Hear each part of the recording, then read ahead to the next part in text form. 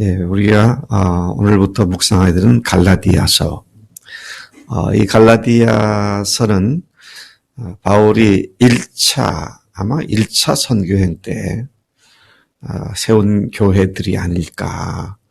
왜냐하면 터키 중남부 일대에 있었던, 예를 들면 이고니온, 루스드라, 더베, 또 안디옥, 이런 교회들, 그래서 시리아 안독이 아니고 터키 쪽에 있는 안디옥.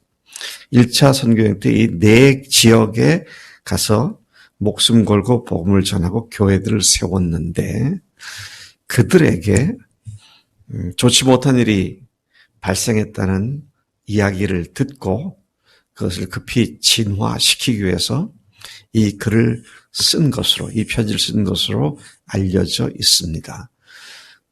예수님께서 30년경 승천하셨죠. 그리고 바울이 그로부터 불과 몇 년 안 돼서 그가 예수님을 다메섹 도상에서 만나게 되죠. 그리고 14년 내지 17년간 자기 고향 다소에 돌아가서 사역을 하지 않고 거기에서 그가 그동안 배웠던 율법과 부활하신 예수를 만난 복음을 연결시켜 신학적인 정리를 총정리하는 시간들을 갖고 있다가 그가 아마도 주후 47년, 6년 그 어간에 1차 선교행을 갔다 왔고, 그리고 이 성경은, 이 서신서는 갔다 온 지 불과 몇 년 안 돼서 어떤 사람들은 48년, 49년에 썼을 것이다. 어떤 사람은 56년, 57년경에 썼을 것이다. 이제 그렇게 얘기를 하는데 아마 2차 선교행 때까지는 아닌 것 같고요. 1차 선교행과 2차 선교행 그 사이였다고 본다면 아마도 49년, 89년부터 56, 7년 그 사이에 이 서신서가 쓰여진 것으로 보여집니다. 많은 사람들이 이 서신서는 바울의 첫 번째 서신서다. 그렇게들 생각을 하고 있습니다. 이 고난 속에서 루스드라인가요? 루스드라죠. 거기서는 돌에 맞아 죽을 줄 알고 사람들이 성 밖에다가 던져버리는 그런 일을 당하면서까지도 복음을 전한 그 결과로 세워진 교회들에 이상한 사람들이 들어가갖고 바울이 전한 복음을 혼잡하게 만들어서 그게 다가 아니다. 예수 믿어야 하는 건 맞지만 그걸로 되는 건 아니다. 할례를 받아야 한다. 율법의 몇 가지를 지켜야 한다. 이런 이야기를 하게 되었습니다. 자, 그래서 그들이 헷갈리고 있었고 또 어떤 사람들은 그 말을 쫓아가기도 하고, 자, 이런 상황에 바울이 이런 편지를 쓰게 된 것이었습니다. 그들에게 엉뚱한 소리를 하고 오늘 그가 표현한 용어에 보면 다른 복음을 전한 자들이 누구냐. 근데 많은 사람들은 유대인들이다. 근데 그렇지가 않은 것 같아 보여요. 물론 율법주의자들이고 유대주의자들인데 이방인으로서 유대교로 전향했다가 예수 믿고 교회로 들어온 사람들이 이런 일을 했을 것이다 하는 것이 더 정확한 표현이 아니겠는가. 자기들은 원래 이방인이었는데 할례 받고 자기들도 율법을 준수하는 언약을 하나님 앞에 하고 그다음에 유대 교인이 됐는데 하나님의 백성이 됐다고 생각했는데 복음을 듣고 나니까 이게 전부가 아니구나. 예수를 믿어야 되는 거구나. 그래서 예수를 믿고 교회에 들어온 사람들이 전에 유대교로 개종했던 그것들이 지금 이방 시대에서 믿고 있는 사람들 보니까 그런 것도 없이 그냥 믿는다 그러니 그거 갖고 안 된다. 그런 얘기를 지금 하고 있는 것이죠. 우리가 또 이제 주목해 보아야 할 거는 이들도 예수 믿는 사람들이었습니다. 네? 교회에 들어온 사람들은 믿는 사람들이 들어왔죠. 그런데 죽으심과 부활 그것만은 아니다. 플러스 안식일을 지키고 플러스 할례를 받고 이제 이런 이야기를 하기 때문에 그런 말을 하는 사람들을 일컬어서 다른 복음을 전하는 자들이다. 그렇게 얘기를 하고요. 사실 바울은 그의 다른 서시서들에도 보면 계속 이 문제로 남은 여생 동안 아주 쌍심지를 돋고 심각하게 싸웠던 그런 남은 생애를 살았던 것을 보게 됩니다. 여러분 로마서가 행위가 아니라 율법이라 믿음으로 하면 구원받는다. 저희 이신득의 교리를 얘기하고 있잖아요. 16장에 걸쳐서 로마서가 믿음으로 말하면 구원받는다. 율법이 아니다. 근데 갈라디아서는 6장에 걸쳐서 그거를 얘기하고 있기 때문에 많은 사람들은 작은 로마서다. 행위가 아니다. 믿음으로다. 이것을 강조하고 있는 그런 내용들인 것을 보게 되죠. 1절부터 5절까지와 오늘 본 말씀 보면 6절부터 10절 두 부분으로 나눌 수 있는데 1절부터 5절까지는 인사말을 하죠. 그런데 인사말을 좀 특이하게 하고 있습니다. 1절에 보니까 사람들에게서 난 것도 아니요 사람으로 말미암은 것도 아니요 오직 예수 그리스도와 그를 죽은 자 가운데서 살리신 하나님 아버지로 말미암아 사도된 바울은 그렇게 말을 합니다. 자기가 사도가 된 것은 누가 권면해서라든지 어떤 사람을 통해서 큰 은혜를 받고가 아니고 예수님과 하나님 성부 성자 하나님께서 친히 자기를 부르셔서 누구의 도움이 아니라 하나님께로부터 부름받은 사도가 된 나다. 자, 왜 이런 말을 해야만 했을까요? 그것은 다른 복음을 얘기하는 사람들이 바울을 그의 사도권을 빈정거리거나 그 사도권을 거부하거나 부인하는 그런 말과 함께 다른 복음을 얘기했던 것으로 충분히 이해할 수 있습니다. 바울, 그 사람 우리 예루살렘에서는 아무도 몰랐었어. 그 아주 흉악한 박해자였는데 어느 날 그렇게 확 돌변해가지고 그렇게 됐는데 그 사람이 지금 제대로 하는 게 아니야. 이런 식으로 얘기를 똑바로 들어. 원래 하나님과 우리는 그 시내산에서 계약을 맺어서 하나님의 백성이 되는데 우리는 이방인이었지만 우리도 할례를 받고 그 계약된 백성 속에 들어가서 예수 믿게 된 거야. 이런 이야기를 하는 것이죠. 자, 이런 얘기를 듣고 바울은 사람에게서 난 것이 아닌 하나님께로부터 직접 부르심을 받은 나다. 그렇게 하죠. 저는 우리 교회 청년들이나 제 손주다, 제 아들들도 그랬습니다만은 제가 설득시켜서 목사가 되라 그렇게 하지 않았어요. 내가 볼 땐 네가 목사로 부르심 받은 것 같다. 그러나 네가 기도해라. 그 말도 저는 우리 아들이 대학교 4학년 때 처음 했고요. 우리 손주들이 지금 다 커서 대학생이 됐고 하나 더 대학생이 내년 되는데 아직도 그 말을 안 하고 있어요. 주님이 말씀하실 때까지 기다리자. 근데 누군가가 자극을 줘야 또 기도를 하잖아요. 그래서 자극을 줘야 되는데 아직도 제가 자극을 안 줬어요. 대학교 4학년 된 사람들은 제가 얘기를 합니다. 여기도 대학 4학년 하나 있잖아.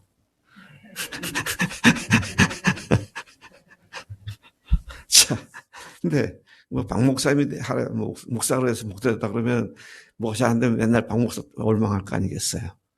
근데 주님이 말씀하셔야지. 자, 그런데 오늘 여기 보니까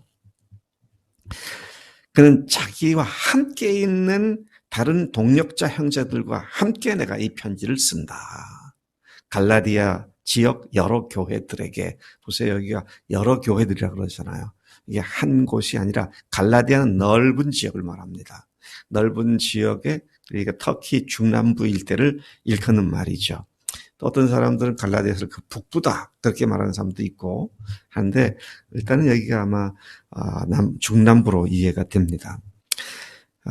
그 여러 교회들에게 3절 하나님 아버지와 주 예수 그리스도의 은혜와 평강이 있기를 축복하면서 하나님은 우리 아버지의 뜻을 따라 그리스도께서 이 악한 세대에서 우리를 구원하시려고 우리의 죄를 대속하여 죽으셨음을 분명히 다시 언급하고 있습니다. 언제나 영광이 오로지 그분에게만 영원히 돌려지기를 선언합니다. 이와 같은 인사말로 시작한 그의 편지는 말하고자 하는 핵심으로 바로 6절에 들어가 버립니다. 그 마음이 굉장히 지금 답답했던 것 같아요. 근데 여기 다시 돌아가서 보면은요, 그가 하나님께로 부르심을 받고 사도가 된 핵심이 뭐냐? 예수 그리스도와 그를 죽은 자 가운데서 살리신 하나님 아버지. 그러니까 십자가와 부활. 이게 딱 자기가 복음의 전도자가 되고 사도가 된 건 십자가와 부활 복음이다. 이거 왜 없다? 이제 그런 얘기를 하는 겁니다. 자, 6절부터 다시 보면은 10절까지 한마디로 보면 다른 복음은 없다. 지금 그 얘기를 하는 거예요. 제가 쉬어보니까요, 이 6절부터 10절까지 5구절 중에 다른 복음이라는 말이 4번 반복해서 나오더라고요. 이만큼 그는 지금 교인들을 헷갈리게 만드는 다른 복음과 다른 복음을 전하는 자들에 대하여 강력하게 대처하고 있는 그런 모습을 보게 되죠.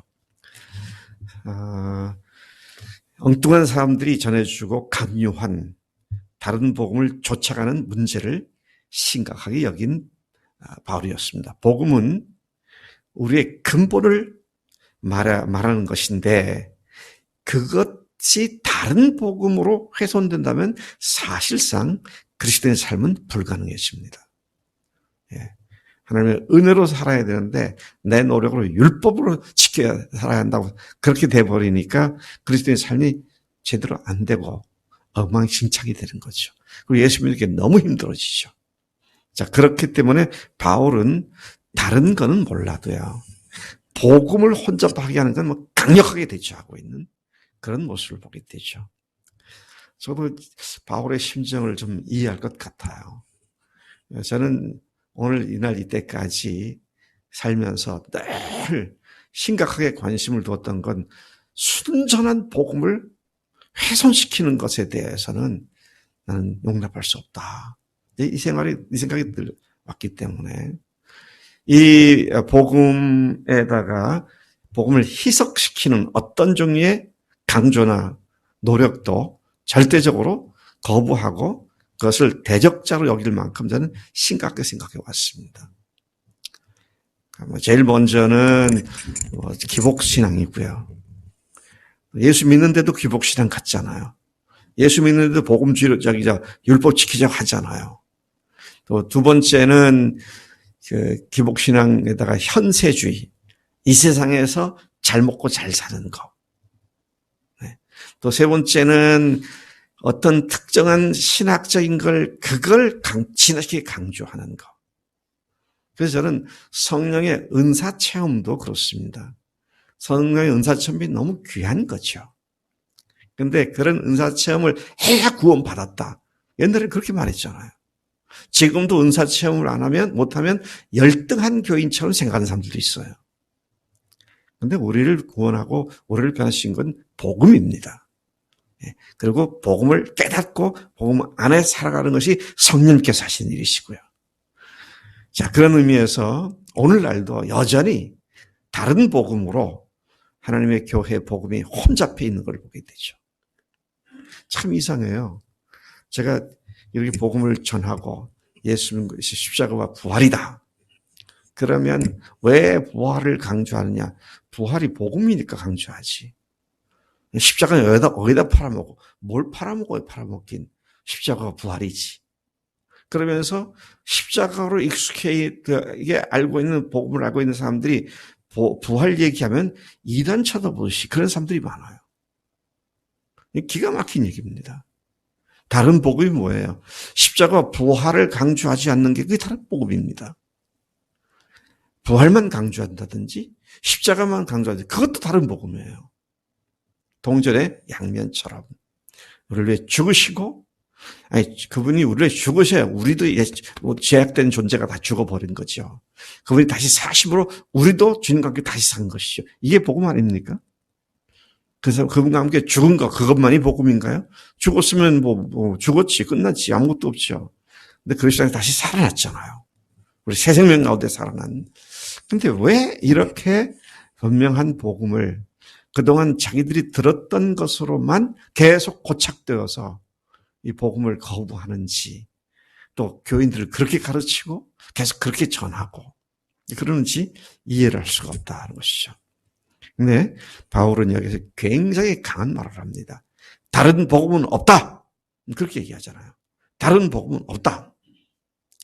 그거는 그렇게 하는 건 너희들을 혼란스럽게 만들어서 복음의 본질을 변질시키게 하려는 거다.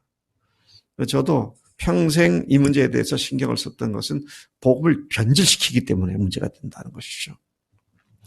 바울은 아마 분한 마음까지 갖고 있었던 것 같아요.